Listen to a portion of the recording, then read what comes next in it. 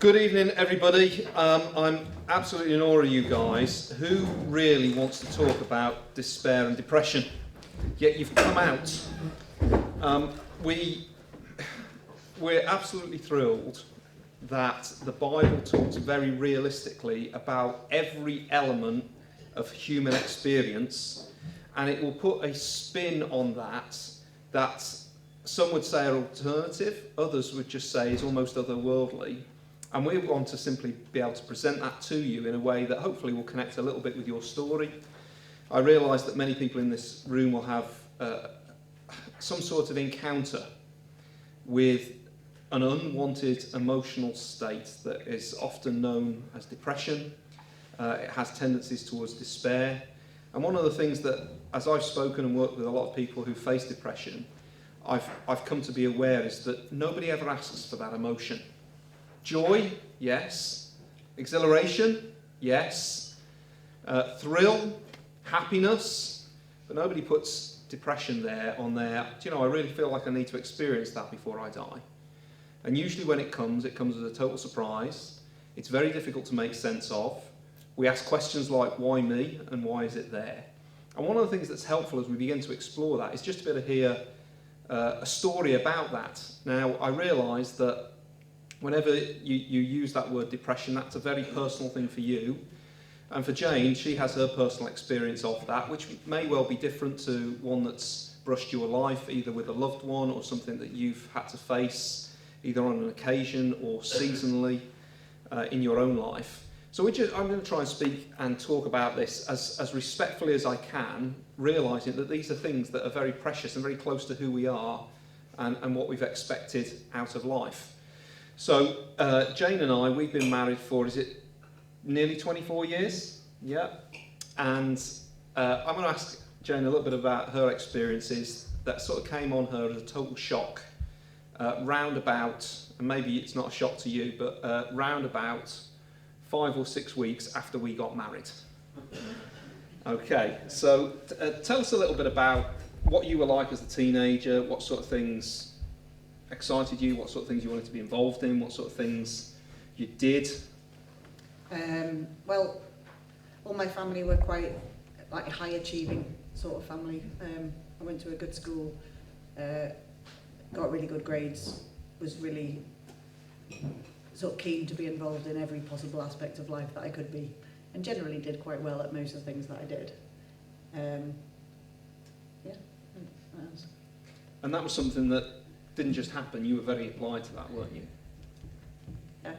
Yeah, I guess so. I think I had a ridiculously overachieving big sister, and so I always wanted to try and sort of catch up with her, do as well as she did. Are you competitive? Yeah.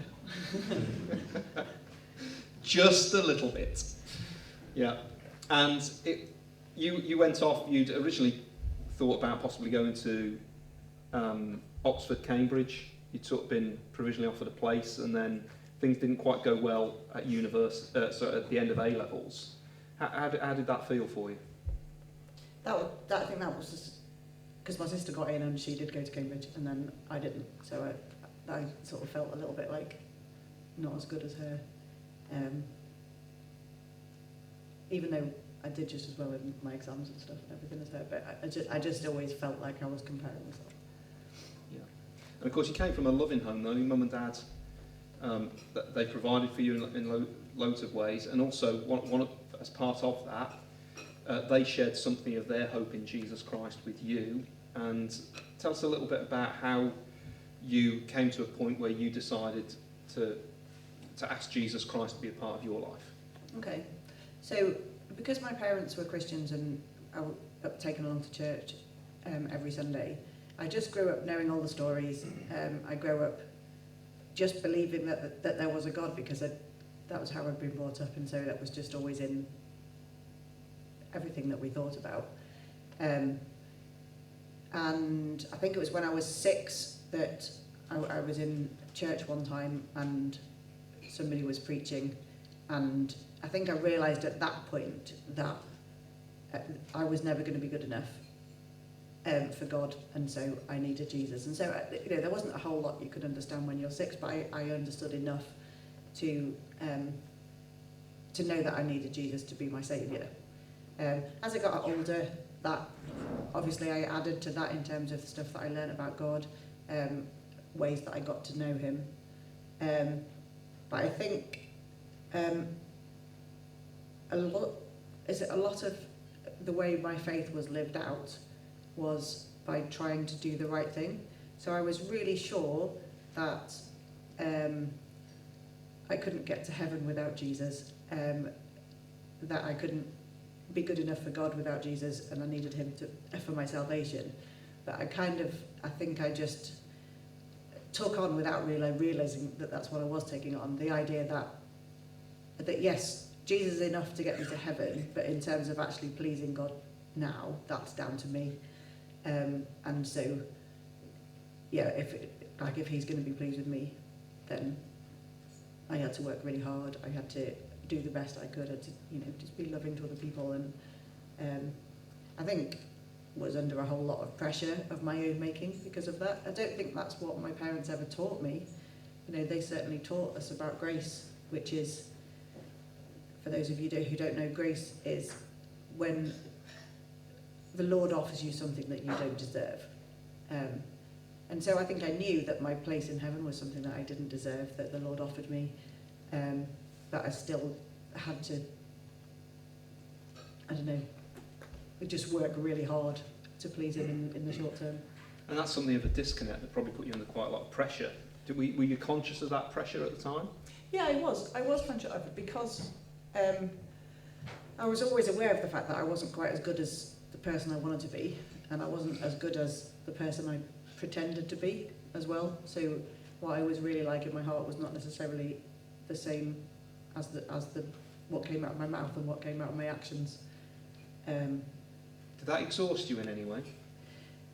Yeah, it did, because I was constantly feeling like I was a failure, because I was a failure in so many different areas, even though I wasn't. I was doing well academically, and you know, Jesus had saved me and I was headed for heaven, but at the same time I just felt like a failure because I wasn't as good as my big sister.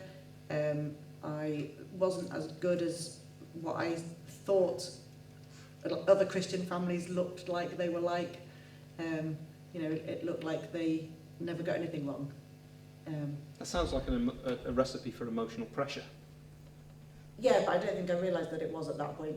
Yeah. At that point I was just getting on with life, just trying hard in everything all the time. And you went to university, not the one you wanted to go to. Mm-hmm. How did your university life go? Well, I went off the rails, really, the first little bit of university. I think my background at home had been sort of quite restrictive in terms of what I was and wasn't allowed to do. And then all of a sudden, I was at university, I could do whatever I wanted. Discovered like partying. And so went a bit mad for a bit. But I was never really happy with that, because I knew that wasn't what God wanted for me. But it sort of drew me in a way that was really hard to get out of. But I was miserable the whole time because that wasn't who I wanted to be. And what were some of the things that were valuable to you at the time? What were you hoping for out of life? What were you hoping life would bring along for you? Oh, I was definitely a romantic at heart. I'd read far too many like Thomas Hardy and Bronte novels. Any Thomas Hardy or Bronte fans out there?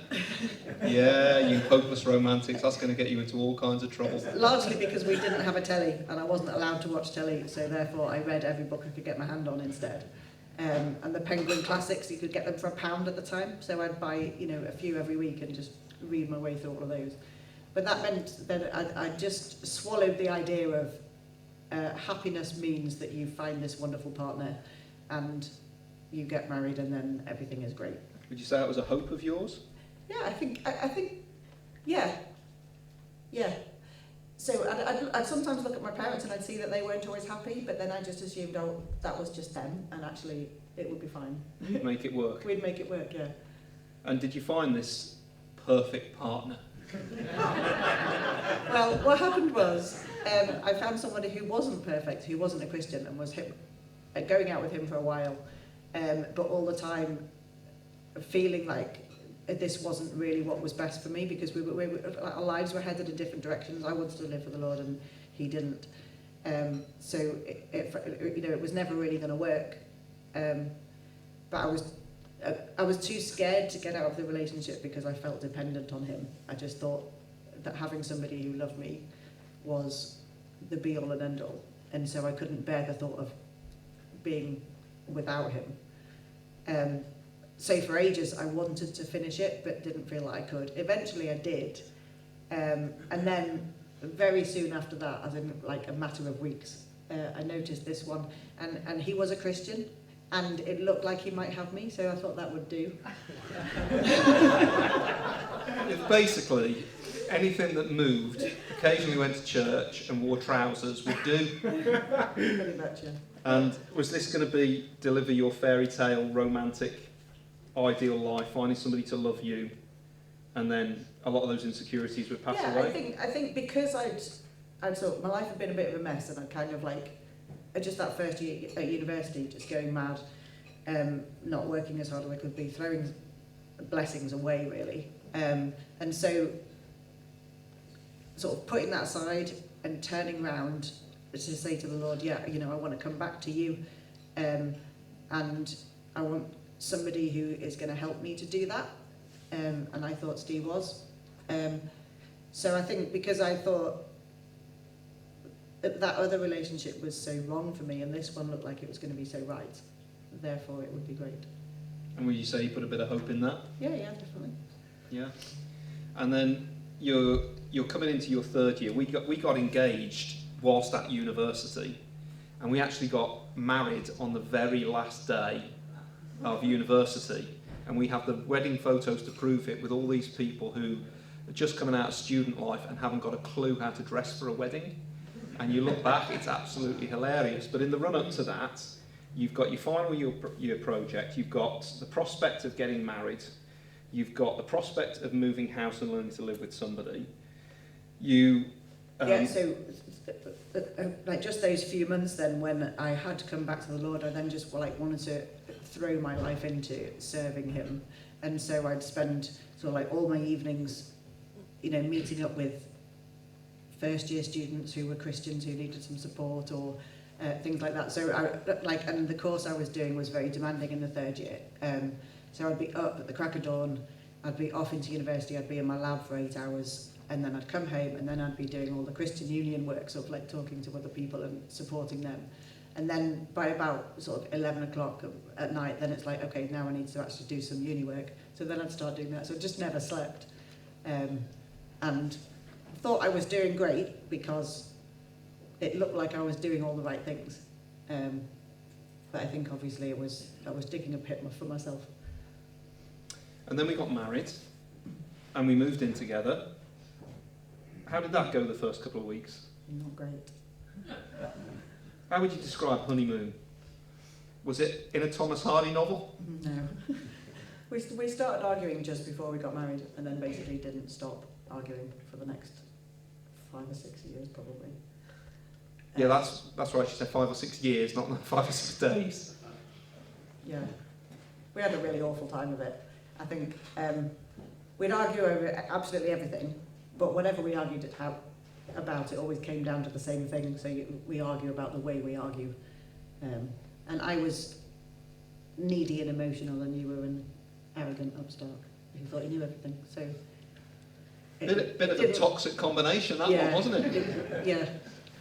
And obviously, this wasn't your dream ending, what you'd hoped for.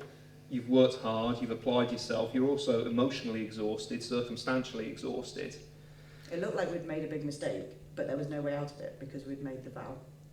And that terrified Stuck you. with it, yeah. And you suddenly noticed a shift and a change in your mood and your physicality about 6 or 7 weeks on after that, which sort of caught you by surprise. Do you want to tell everybody a bit about that? What, physical stuff as well? You can do, yeah. Yeah, so, like I said before, I used to do loads of sport and everything, and then when... sorry, I should say this. Without any training, 3 weeks before we got married, she won the university ladies 1500 metre championship without even training, okay? And I'm like, I've found a winner. She's like excellent at everything and she'll put up with me. But of course, that'll only go so far, won't it? Yeah, so then I think just like the stress of everything, so all those months of not sleeping enough, trying to do everything right, preparing a wedding whilst doing finals, and then not having a whole lot of money either to plan the wedding for, with, because we were students and all that. And I think it just basically ended up in me having a sort of like a breakdown. To describe it, it was just physically and mentally exhausted, to the point where I didn't want to get up in the morning, and even the times when I felt like I did want to get up, I just felt physically like I couldn't as well. And so and it was just such a shock to the system, because I'd always been someone who was just naturally good at everything. It's worth saying that her teenage nickname, because it describes the way she just did life, her nickname, and I still call her this, you're not allowed to, I can, nickname is Tigger, from Winnie the Pooh. That was how you'd experience Jane, and then suddenly, within almost a matter of hours, Tigger's gone. Yeah. And how, a lot of the time you were numb, but tell us a little bit about some of the self-talk that went on in your head as you were facing this. I just couldn't understand what was happening, because I'd never felt like this before. So sort of like despair of thinking, I can't fix this. Everything that I've always done before in the life, it's like been in my power to do something about it. And this feeling, this difficult marriage, this just feeling like every aspect of life was miserable, and there was nothing I could do about it. No hope. Yeah. And as you looked forward into the future, what did you see? I couldn't see it getting any better. I just thought I'd always be like that.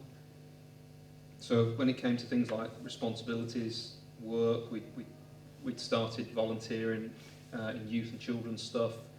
We got family to visit. We'd got a house to sort out. How did you feel about the prospect of doing anything? I just wanted to hide away from everything, because I just felt like whatever I tried to do, it wouldn't be good enough. And so I'd rather just hide so people didn't see me. So I just wanted to stay at home. And that the physical element surprised you as well, because you had quite a lot of nerve pain. Yeah. We got married in the June. By the November, she had been taken into a neurological unit because she couldn't physically move her head from one side of the pillow to the other. She was totally immobile. Did nerve conduction tests, and Kept saying that nothing was wrong. they were saying physically there is nothing that is wrong with you, but Yeah. it seems as if your body just totally shut down. And in the midst of facing all of that, you'd gone in, you'd been highly motivated, you'd gone into marriage hoping that to some degree it would deliver you to your promised land. All of that is sitting with feeling like it's in tatters. How are you feeling about yourself? It's just even more of a failure than I used to feel before. Mm. And that's the end of the story. Good night. No, it was a long period, and I got to watch you battle against that. You weren't happy. You didn't want to feel like this. You Didn't want to battle it though. Couldn't be bothered. It was like too much effort.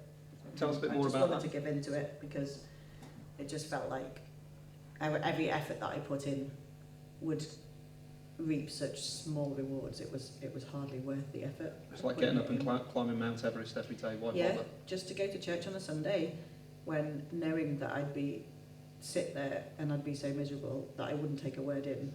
So what's the point in going? Same with meeting up with friends. I wouldn't know what to say to them. I'm just going to be miserable. So what's the point of even going in the first place? Mm.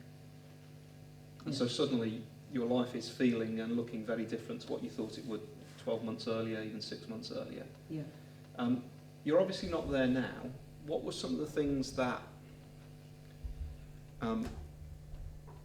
began to shift and change, both in circumstances, because clearly there was circumstantial pressures, but also, you know, you seem to have brought something of who you are into this, and it made a bit of a nasty cocktail there.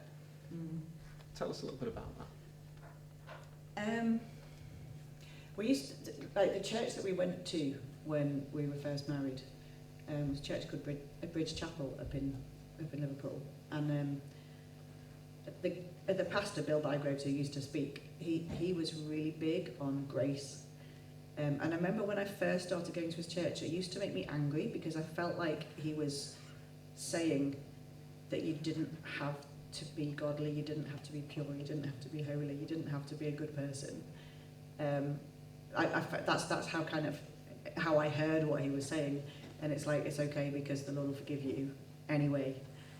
And so it took me a really long time, like years, to kind of get to grips with what that really meant. So can we unpack this concept of grace a little bit for people who may not be Yeah. familiar with it? So grace is on the basis of somebody else's riches. You receive what you don't deserve, and you're not just receiving but accepted. You're given a standing, you're given a welcome into the family, not so much on the basis of what you do, but on the basis of what that other person has done. Yeah. And of course, the centre of that story. If any of you guys like U2, they've got an amazing song called Grace. Go and look it up on iTunes or whatever you listen to. And Bono puts it in a way that I never could. But effectively, grace carries the pain and removes the stain and gives us a sense of hope and identity, not based in ourselves, but on the basis of the merits of another. That's what grace brings. And of course, grace in the Christian faith is built and born around the historical person of Jesus Christ, the only one who is a big enough heavyweight to be able to give us grace. And if you don't know any of the stories that reveal that in the Bible to us, that in a way that causes our soul to sing, please make sure you take away the little Luke's Gospel, because on every page you'll see the grace of Jesus moving towards needy people, many of whom mean well but realise they're not enough. And that was something of a discovery that you made. You told Yes. other people about grace, hadn't you? But you hadn't... So I believed it in my head, but I didn't really believe it in my heart, because I always felt that I had to keep on being this person that I knew I couldn't be, but I kept thinking I had to. But it's almost as if you had to hit rock bottom before you'd even start to consider that. Yeah, so there were some circumstantial things that happened that made it a little bit easier to cope with. Like, I got pregnant by accident, and like to Steve, that was just an absolute disaster. You know, his wife's already in tatters, and now she's pregnant as well. How on earth are we going to cope with this? Whereas for me, it was just so exciting. It was brilliant, and that it gave me something to focus on, I think, in a positive way. And so that helped. But obviously that didn't fix what was going on inside. It just meant it just meant I had a reason to get out of bed in the morning, and that was just a grace gift. It was a gift at the time, and that, I think also, like hormones and everything, a change and everything, that helped just me physically recover a little bit, although not fully. I'd say that whole physical recovery probably took about 10 years, didn't it? Yeah. And you'd also got some help from medical profession, so they tried you on various medications at different seasons. Tell us a little bit about your story with that. So it was a few different medications that I was put on. The one that helped most was Prozac.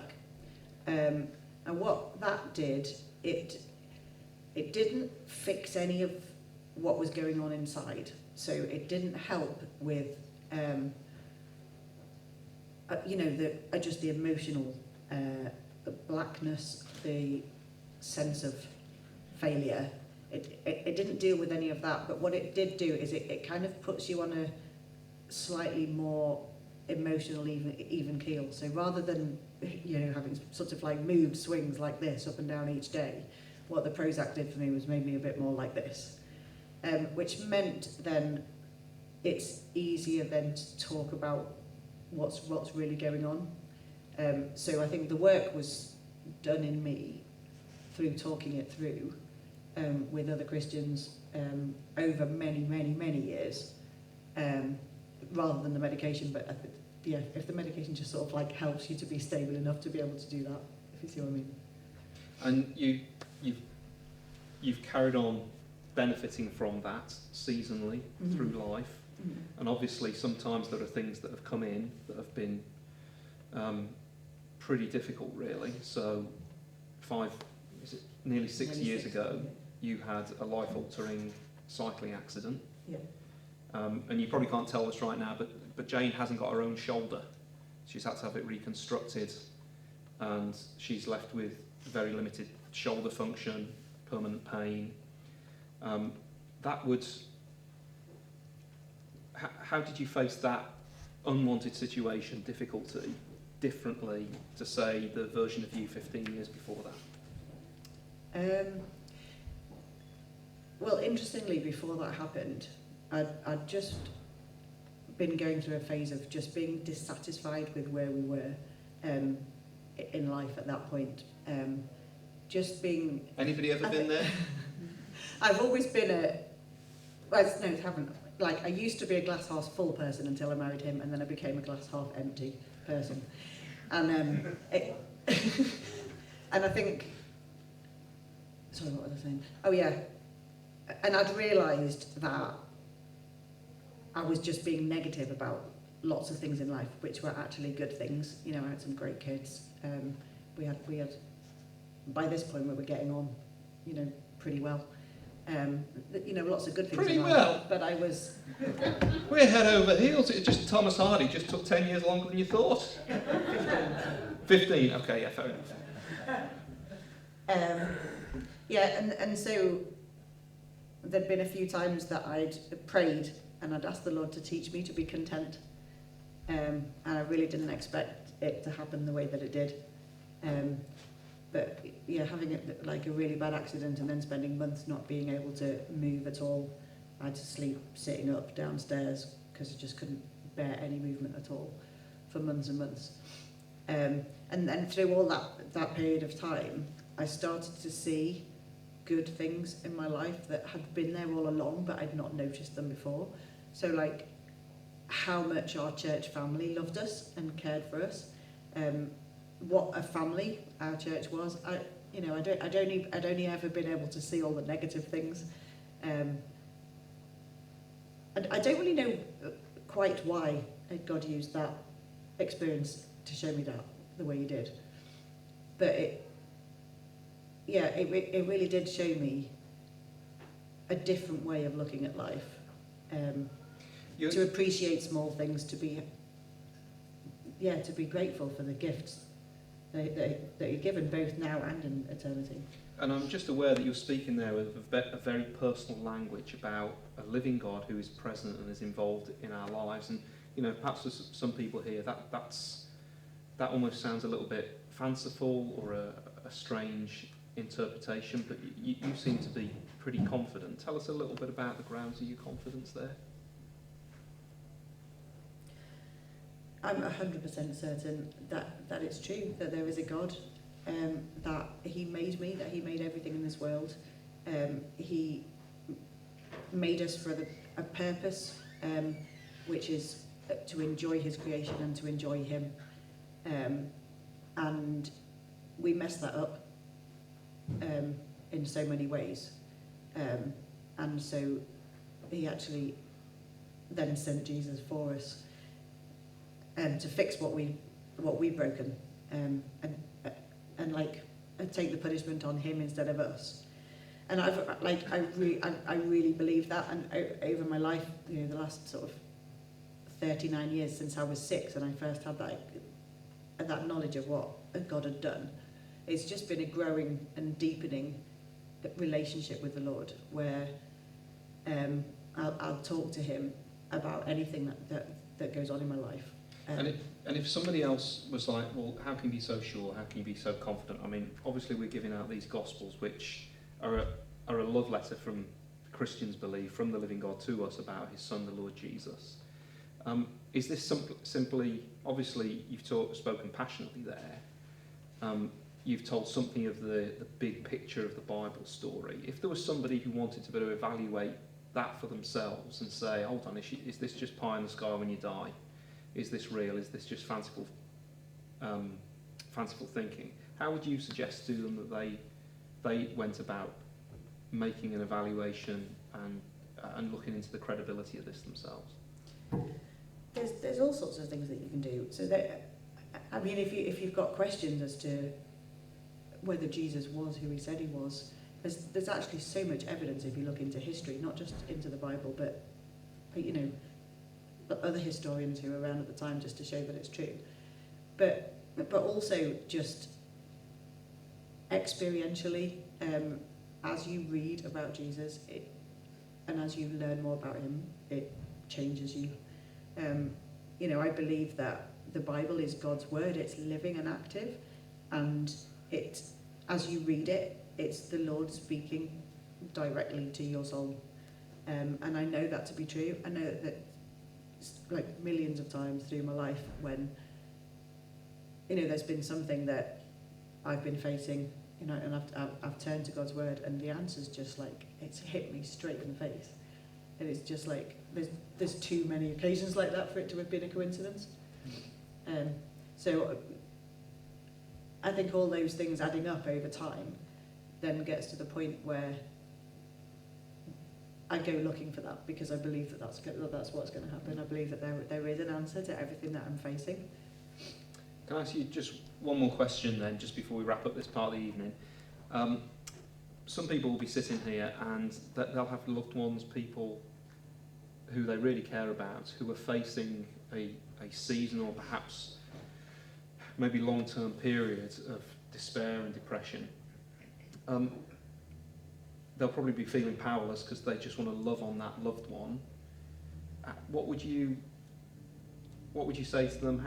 Could you give us maybe one or two little tips on how to love and care for somebody who's struggling through a season of depression?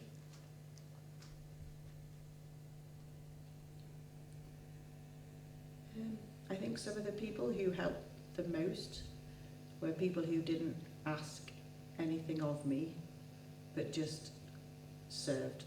So it's like one particular lady who would come round and she would just like hoover my house. She even like moved the couch and hoovered behind the couch, which I thought was incredible at the time. I'd just been a student for 3 years.